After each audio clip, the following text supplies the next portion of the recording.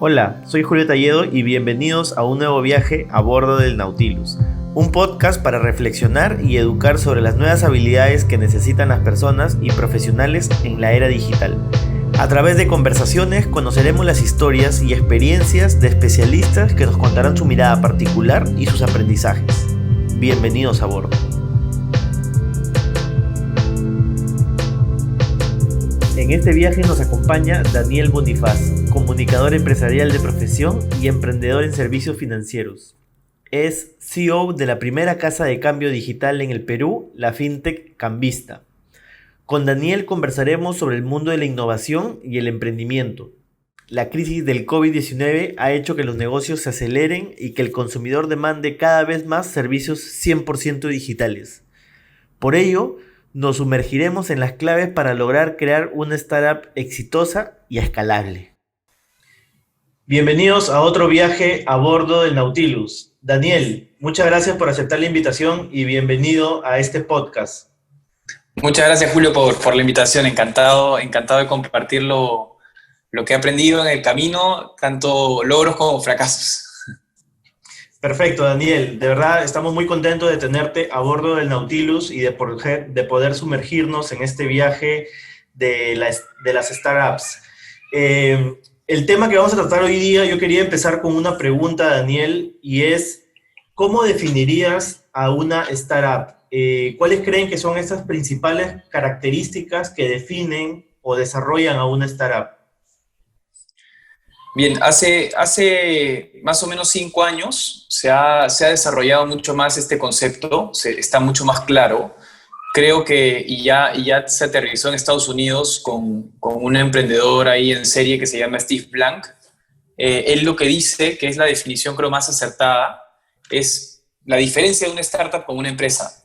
Es que una startup está buscando validar un modelo de negocio y la empresa ya validó ese modelo de negocio y está ejecutándolo, ¿no? Entonces, por más diminuta que parezca, la diferencia es bastante grande porque creo que una startup es un conjunto de hipótesis en la cual un emprendedor lo que hace es, normalmente, como decía Eric Rice y Ash Maurya, que inventan el Lean Canvas, son como, hacen cajitas que son cada una de ellas hipótesis. ¿Cuál es el problema? ¿Cuál es la solución? ¿Cuál es la propuesta de valor? ¿Cuál es el modelo de negocios? ¿Cuál es la factibilidad de este producto?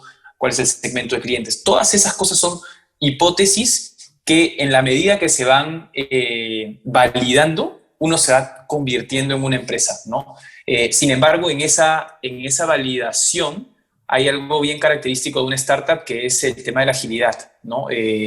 La agilidad y el timing, porque estos dos conceptos es importante, ¿no? Que por un lado tienes que ser ágil para poder construir algo rápido y poder llegar al momento preciso en el que los clientes necesitan tu solución. De hecho, dicen que el 42%, hay un estudio que lo realiza, hay un TED Talk, creo que es una empresa, un fondo de inversión que junta su portafolio de empresas y habla de cuáles son las razones principales del éxito de una startup. Y la principal razón, con 42%, es el timing. Entonces, en ese sentido, creo que el nacer en el momento oportuno es clave para una startup y por eso tienen que ser ágiles para poder ejecutar y no vengan y te copien o te saquen algo similar, ¿no? ¿Y cómo identificar el momento oportuno? Esto que nos mencionas. ¿Es parte de intuición? ¿Es parte de análisis de data? ¿Es parte de lo que dice el mercado, del consumidor o del cliente? ¿Cuál crees que es esta variable? Pucha, acabo de leerme un libro muy, muy bueno que se los recomiendo, de Mark Randolph, que es el fundador de Netflix. Se llama Tu idea nunca funcionará. y es bien interesante porque la conclusión del libro, o sea, después de contar todo lo que hablaba, lo que contaba de Netflix, cómo fue creando, fue modificando su modelo de negocio, a Mark Randolph siempre le decían los mentores, las personas más capacitadas, que su idea nunca iba a funcionar. Y que, por ejemplo, ¿no? Netflix estaba vendiendo DVDs, ¿ya? Vendía DVDs y alquilaba DVDs, ¿ok? todo esto era a domicilio, pero aparece un Amazon. Y Amazon es que ya no solamente vendía libros, y el 97% de las ventas del CD de Netflix, de los CDs de Netflix, perdón, el 97% de su negocio era venta de CDs y el 3% era alquileres. Entonces vino Amazon y se los quería, o sea, estuvieron a punto de comprar Netflix y ellos rechazaron la compra y venía la competencia muy, muy fuerte. Y los mentores le decían, oye, tu idea no va a funcionar, estás en un mal momento, estás en un mal momento. Y Mark Randolph concluye que nadie sabe nada. O sea, realmente tú, o sea, lo que tienes que hacer con una startup, y creo yo es, si tienes una idea de negocio, si ves un mercado potencial, ves que hay una necesidad no resuelta, si es que es un problema, por ejemplo, yo siempre identifico un problema de esta manera, ¿no? Si es que el problema está en un mercado fragmentado, en donde no hay un líder indiscutible, y ese líder, y donde no hay un líder indiscutible, y además hay un NPS, un Net Promoter Score, o una recomendación muy baja, puede haber una oportunidad integradora. Por ejemplo, las agencias de viaje nace Despegar, ¿no? Porque había muchas y ninguna tenía una propuesta de valor sólida y era un líder indiscutible. En el caso de las casas de cambio, eran muchas en la calle y nace Cambista. Entonces, Airbnb, los hoteles, nace Airbnb e integra algo. Entonces, en ese sentido, creo que lo más importante... Dime. Ahí hay varias variables que vas identificando, ¿no? Que es, por ejemplo, el NPS o la experiencia paupérrima en este sector. Y luego también estabas comentando del mercado fragmentado. Aquí ya tenemos dos variables. ¿Agregarías una variable más para...? Sí, o sea, yo creo que, a ver, una cosa importante es el equipo, o sea, de todas maneras el equipo, porque a veces que tú puedes tener una muy buena idea y no tienes a las personas con quien ejecutarlo. Creo que el equipo es clave. Otra cosa que crearía es el tamaño de mercado. Si es que hay un tamaño de mercado lo suficientemente atractivo como para lanzarse, ¿no? Si es que es un problema, no sé, imagínate, hace poco, poniendo un caso, una persona quería ser una veterinaria digital, ¿no? Pero al comienzo solamente quería ser un marketplace de paseadores de perros. Y el mercado de paseadores de perros era diminuto. Entonces, el techo era, ok, vas a llegar a facturar 80,000 soles al mes, pero no crecías más. Entonces, tú vas a tener un porcentaje de ese mercado. Esto me parece clave. Y creo que eso es o sea, esto, el mercado fragmentado, el que no haya justamente un líder indiscutible, el que tenga un NPS bajo, son señales que te pueden dar una idea de una solución posible, integradora.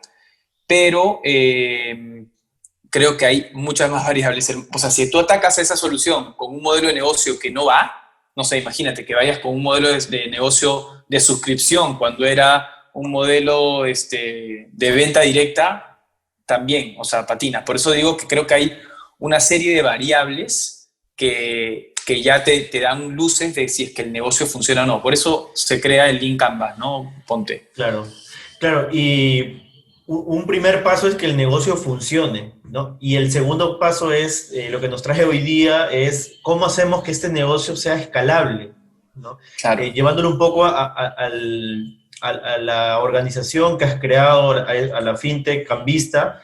El primer paso es identificar la necesidad y viste que había una necesidad súper descubierta. Entonces, pero luego, ¿cómo le podríamos decir a estas personas que están pensando en crear una idea o ya tienen una startup que ahorita mismo es exitosa? ¿Cuál sería ese siguiente paso o cómo identificar realmente que tu startup es escalable, ¿no? Sí, yo creo que una vez que identificas la necesidad y ves todas estas variables que te digo, construyes algo, la misma construcción también es una hipótesis. Tú construyes algo y esa validación, o le dicen el product market fit, ¿no? Que es tu producto validándose con el mercado. Cuando ya tienes esa primera compra, no sabes cómo festejamos esa primera compra, por más que haya sido de mi mamá, fue muy importante que funcione la plataforma. Y en ese sentido, creo que ese producto mínimo viable me parece clave antes incluso de escalarlo, porque al comienzo un emprendedor tiene que estar enfocado en su producto y deber de lograr transmitir ese momento, el aha moment, le dicen, o el momento wow, ¿no? Porque como uno no tiene tanto presupuesto cuando emprende, si es que ese momento wow te aseguras que transmita toda tu propuesta de valor y soluciona una necesidad urgente, la gente va a recomendarlo. Y así pasó con Cambista. O sea, la gente empezó a generar una burbuja de recomendación, como bueno, tú también me has comentado antes de la grabación, que me pareció bien interesante, que naturalmente, oye, tuve una buena experiencia, no me han fallado, úsalo, ¿no? Y ese fue nuestro canal hasta el día de hoy más grande de adquisición. De ahí viene ya la parte de escalabilidad, que es, creo yo, uno tiene que definir bien la métrica más importante del negocio y los drivers que hacen que esa métrica se multiplique. Esos drivers creo que se componen de canales y de personas. Cuando, por ejemplo, en el caso de Cambista, el número de transacciones es la métrica más importante, o el número de transacciones exitosas. Cuando el dinero le llega, la plata a su cuenta, es un aha moment. Entonces, ¿qué tengo que hacer? Normalmente esa métrica más importante es un output, es decir, algo que no controlas. No lo puedes controlar, pero sí puedes controlar los inputs que hacen que ese output crezca. Por ejemplo, el número de usuarios nuevos. Es un input que yo con marketing puedo trabajar. Voy a necesitar un área de marketing. Los retenidos. Voy a necesitar un área que fidelice a esos usuarios. El área de la experiencia de producto. Ok, un área de producto. Y así voy armando las áreas necesarias o las personas necesarias que al comienzo un emprendedor hace de todo. Todo ese engranaje lo hace uno solo y se mata, se acuesta a altas horas de la noche haciéndolo, pero es importante que un emprendedor lo viva para que sepa, ok, acá voy a empezar a encontrar un reemplazo para esto, y ir descargándose de tareas operativas, pero de manera consciente y estratégica, ¿no? Sí, entonces es importante que, digamos, la organización esté caminando de cara hacia el cliente, haciendo esta experiencia wow que comentas, y luego de eso ya podemos pensar en el escalamiento o podemos trabajar los dos niveles. ¿Cómo crees que, en base a tu experiencia, cómo crees que esto se puede trabajar? Y además, siempre me he preguntado, te lo digo por los negocios también que yo tengo, es cómo identificar el potencial de escalamiento de esta startup, ¿no? Sí. Realmente. Uh-huh. Yo creo que son datos más a nivel económico, o sea, se le dicen los Solid Units Economics, ¿ya? Okay. Es simplemente tener claro cuánto te cuesta adquirir un usuario y cuánto te vale un usuario en el tiempo. Si tu costo de adquisición de usuarios es, por ejemplo, 2x, ¿ya? Como tú tienes una agencia de marketing, ¿no? Uh-huh. Entonces a ti te cuesta adquirir un cliente, imagínate, 100 soles, ¿ya? Okay. Y el cliente te deja 200 soles. Y tú puedes atender a ese cliente hasta 100 soles no solamente de cuánto te cuesta adquirirlo, sino cuánto te cuesta mantenerlo, ¿ok? Claro. Entonces todo eso, imagina que sea 2x. Si la empresa es de 2x, la diferencia, o sea, la división del valor del cliente y el costo de adquisición va a crecer de manera muy pegadita.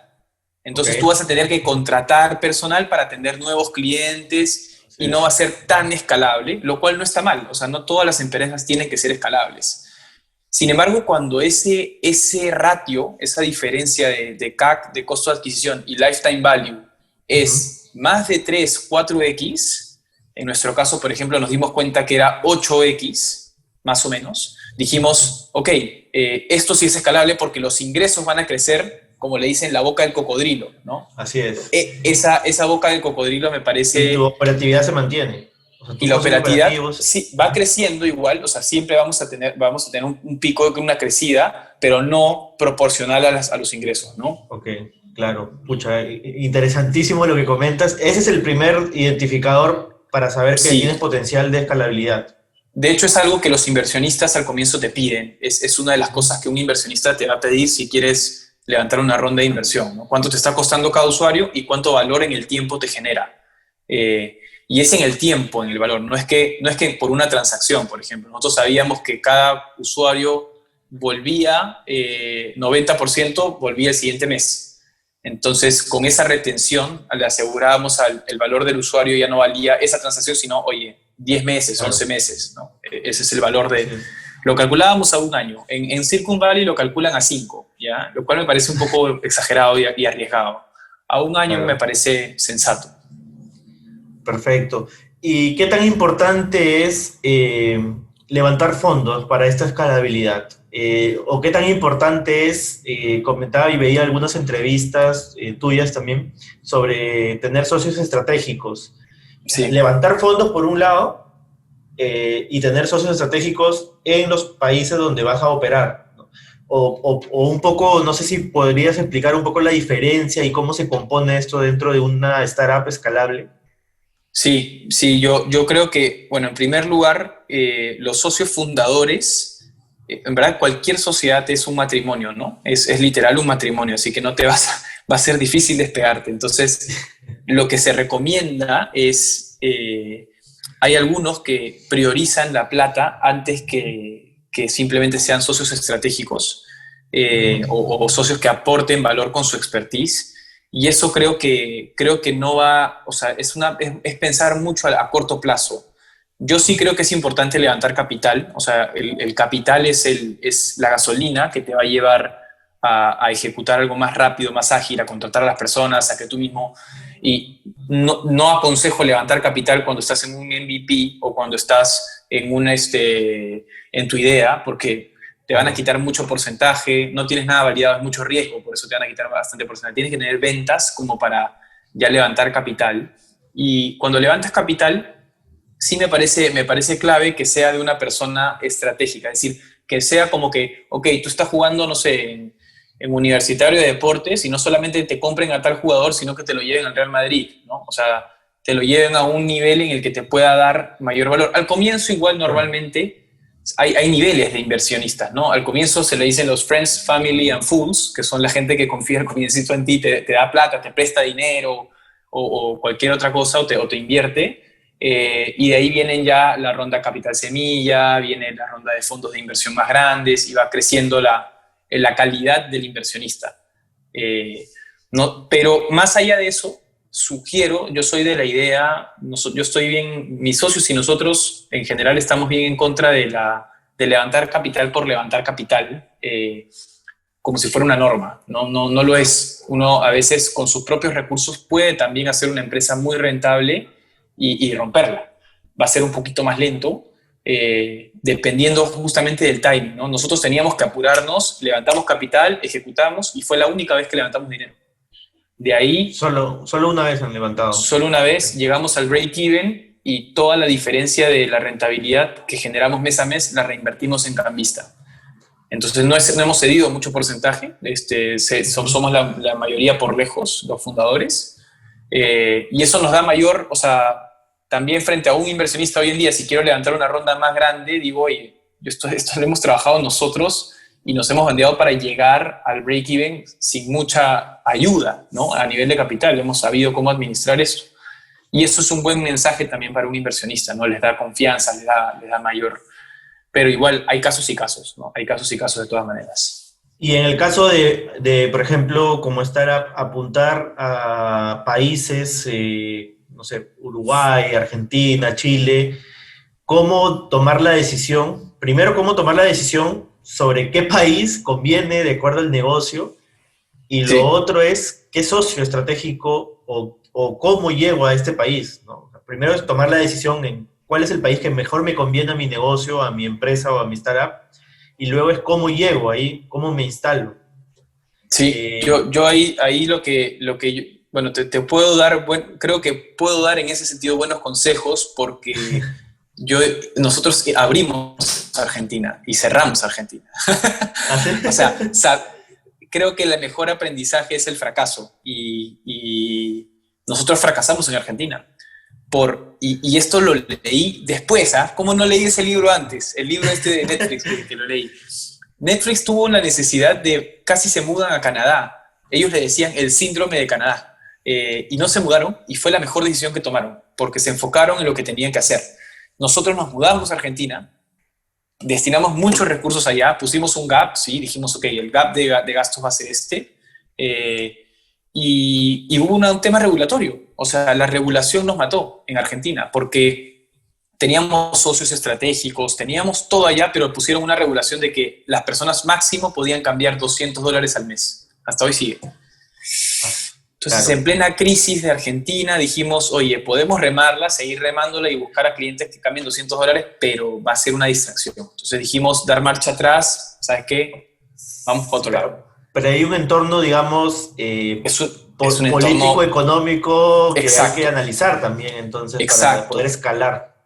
Yo creo que es un tema o sea, si es que hay mercado en el lugar donde estás y todavía no estás bien posicionado en el mercado donde estás, si te vas a ir a otro país, o sea, no puedes dedicarle 100% a un país y el 100% a otro, es 50-50, ¿no? Entonces, Claro. yo sí te diría que el enfoque es lo más importante de un emprendedor. Y si todavía no llegas a ese punto en el que te has instalado en un país o ya de alguna manera la máquina está funcionando, te diría que analices bien la situación.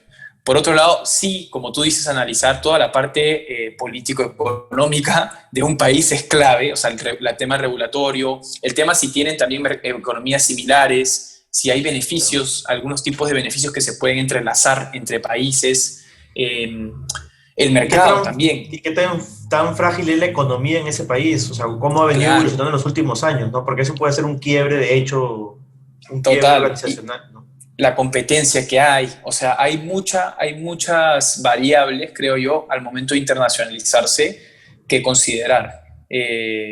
Por ejemplo, te voy a decir un ejemplo que no voy a decir su nombre mejor ya, pero es una empresa que daba comida saludable acá, peruana, comida La saludable conozco. súper buena. De verdad que era un menú bien personalizado que incluso te daba cuántas las calorías que consumías al día en base a sus comidas. O sea, era una experiencia bien simpática. Se fueron a México y en México están remándola fuertísimo porque es un mercado mucho más agresivo y descuidaron Perú. Y hace poquísimo ha tenido fuertes críticas de producto. Y eso en verdad, que usuarios te muestren que tu producto es deficiente, Claro. te golpea, o sea, te puede matar el negocio, ¿no? Como pasó, no sé, con las pizzas Domino's, ¿no? Que salió una Claro. cucaracha, no la aceptaron y se cerró. Pero, o sea, no, te va a desenfocar de todas maneras si te expandes. Entonces, pero yo te diría, ten la máquina funcionando y enfócate Ujú. si quieres en crecer más, ¿no? Y eso que comentas es clave porque ese desenfoque te puede llevar al epicentro del problema, que es descuidar la experiencia del usuario o Pucha, del cliente en este sí, caso. O sea, podrías fallar en algo, pero menos en la experiencia del cliente, ¿no? Porque ahorita, justo, y lo repito bastante, es transversal para todo el negocio. sí. Y sobre todo en un negocio de comida saludable, en todo el negocio, igual en cambista, ¿no? O sea, digamos, dejar de mirar o darle foco a la experiencia que tiene el cliente con tu servicio, ahí eso te puede matar, como bien dices, el Mira, negocio. mira el caso de Globo, ahorita recién, ellos tuvieron que cerrar, o sea, parece que hubo una consultoría o algo, no sé qué habrá habido dentro, pero tuvieron que cerrar muchas operaciones para enfocarse en los países donde realmente eran rentables. Y ahora acaban de vender todas sus operaciones a Delivery Hero de Alemania, que es un monstruo, a $278 millones. O sea, normalmente un consultor, por ejemplo, de negocios, te va a ver tu negocio y va a decir, ok, ¿qué país la estás remando un montón? No, no es un quick win, o sea, la estás remando y te genera alto esfuerzo y poco impacto. Tal, cierra, compadre, cierra y enfócate. Claro. Entonces, sí, mi consejo es enfoque. ¿Y cómo conectarías para poder, digamos, escalar una startup o buscar esta expansión? ¿Cómo lo conectas con la coyuntura? Ahora mismo estamos viviendo una coyuntura impensable que es el tema de la pandemia.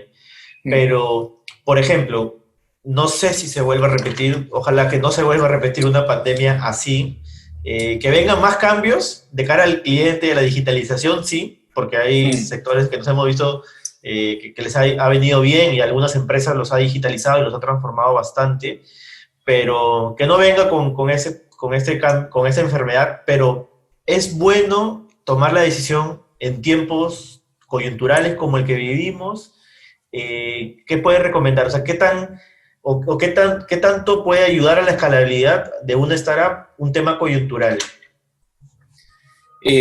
Yo creo que es, te voy a decir de repente me van a matar después de escuchar esto, pero los momentos de crisis económicas, y esto no es algo mío, yo lo he leído bastante, en los momentos de crisis económica, después de la crisis del 2008, después de la crisis de los .coms, en el 2000, por ejemplo, es donde más nacen emprendimientos exitosos. Está demostrado.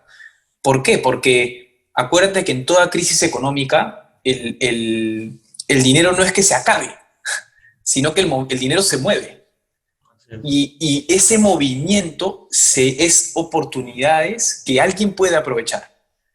Y por eso yo creo que en cualquier crisis económica es el mejor momento para emprender un negocio. Porque hay oportunidades que nadie está viendo y que tú las puedes estar viendo y que simplemente tienes que tener la agilidad, el equipo, los recursos para poder atenderla de manera rápida y eficiente. En la pandemia, o sea, uno puede ver, ¿no? Yo o sea, tengo un canal donde hablo con muchos emprendedores en Instagram y me he dado cuenta cómo ha sido el crecimiento de emprendimientos alucinante. Sobre todo emprendimientos digitales, ¿no? Emprendimientos que tienen en el core la tecnología. Me parece que obviamente hay que ver cómo va creciendo esto y si es que ejecutan bien, ¿no? Pero sí salen muchísimas oportunidades en esta pandemia de todas maneras. Yo también pienso, la verdad, bastante igual en el sentido en que estamos viviendo el mejor tiempo para crear empresas, pero sobre todo para poder potenciar los pequeños negocios. Estamos viviendo el mejor momento de los pequeños negocios, porque tienen más rapidez para atender al cliente, tienen más rapidez, o sea, ya sea digital y física, mental, de adaptar procesos, adaptar infraestructura, operación, para poder atender mejor al cliente, ¿no? Hemos visto cómo han fallado durante toda esta pandemia las grandes empresas, que son las que más hablaban de transformación y de innovación, y creo que es el mejor momento de las pequeñas empresas. Ahora, ¿este momento es clave para poder escalar también? ¿O cómo amarrarías el tema de poder escalar o expandir un negocio? O sea, es un buen momento para emprender, para probar, para ver si es que esa idea de negocio que tenías metida en la cabeza podría funcionar.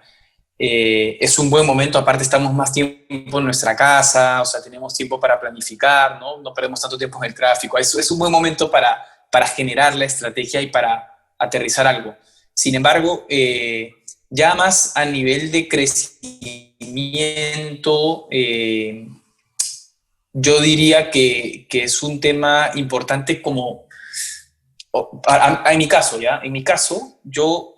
a mí me ha afectado un montón la pandemia a nivel positivo, ¿ya? O sea, todos no tenían dónde cambiar en la calle la gente y ahora cambia digital, pero claro, esta pandemia para mí es una lección en la cual no solamente tengo que crecer así nomás, sino crecer responsablemente, y eso me parece importante, como que ese momento en el que tú dices, oye, tengo que cuidar lo mío, ¿no? Entonces tengo que tener una operación rentable, tengo que tener una buena atención al cliente, tengo que cuidar a los míos, ¿no? Esa experiencia creo que es como que yo quiero cuidar a los míos para que cuando haya menos incertidumbre pueda expandirme con mucho más fuerza. Esa es mi experiencia, ojo, no digo que sea la misma de todas, porque hay empresas, no sé, un Zoom que ha crecido, pero claro, o sea, hay tipos de empresas, ¿no? que de repente no han perdido ese enfoque de crecimiento a gran escala, pero en mi caso es, oye, hay que guardar para mayo, hay que estar preparados para una cuestión así, hay que sellar todas esas cositas que podrían afectar el negocio y mantenerlo bajo, ¿no? Hay que ser conscientes, ¿no? Entonces, ahí viene una pregunta también súper clave, Daniel, es ¿qué tan fácil es crear una startup escalable? ¿Qué tan difícil es crear una startup escalable? Mira, o sea, creo que el que emprende tiene que estar listo. Yo todavía, de verdad que he hecho una opción, o sea, esas decisiones que tomas internas en la que tú dices, no sé, la escuchaba la otra vez a Wendy Ramos, ¿ya? Que Wendy Ramos decía, o sea, que hablaba de una chica que estaba toda su día en su trabajo, pero era horrible el trabajo, su jefe era detestante y todo lo que puedas imaginarte. Y su mamá, su hija le dice a esta chica, oye, pero ¿por qué no renuncias? Y ahí la chica hizo clic y dijo, oye, puedo renunciar. Y su actitud cambió totalmente y empezó a caminar como que fue a la casa, cuidado que me voy, ¿no? O sea, decía eso, Wendy Ramos. Ese tipo de decisiones internas, creo que el emprendedor debe estar preparado para fracasar. Yo todavía tengo claro que Cambista puede fracasar, que Cambista puede irse a la quiebra. Siempre lo tengo en mi cabeza y no está mal. Creo que es una experiencia que uno tiene que vivir y estar dispuesto a pasar. Una empresa, o sea, el 10% de startups son exitosas, del 100%, o sea, una de cada 10. Entonces, y algo interesante es que el fracaso es el mejor aliado, creo, para un emprendedor. O sea, si tú estás dispuesto a fracasar, es como cuando tú tienes una pregunta en el colegio que tienes miedo de hacerla porque, pucha, puede parecer tonta. Y dices, no, mejor no la pregunto. Y si no la preguntas, nunca aprendes. Nunca vas a aprender. Te juro que no. Siempre me olvidaba de si no preguntaba me daba roche. Pero cuando uno está dispuesto a fracasar y fracasa, créeme que el siguiente emprendimiento no te va a pasar las mismas cosas y vas a hacerlo con mucho más fuerza. Yo sí creo que es clave que hay una tolerancia al fracaso, tanto interna y aceptación al fracaso, como también del equipo que cree, porque es ahí donde nace la innovación, la creatividad. Ese es mi punto de vista.